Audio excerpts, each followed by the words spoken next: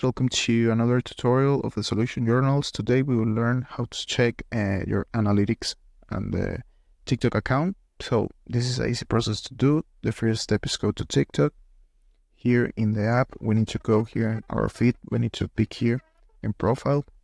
And here in profile, we need to go to the superior right corner in these three lines in that button. And here we got a panel with three options. So Creator Tools, My QR Code, and Settings and Privacy.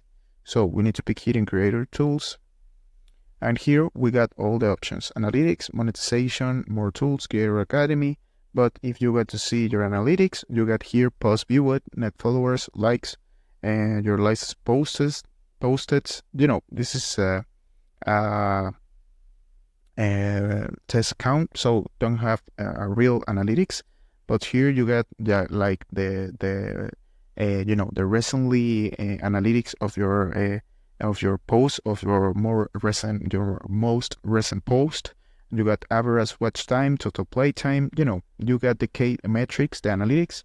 So this is the process. This is the option. I hope this tutorial was helpful for you. Follow us for more content like this.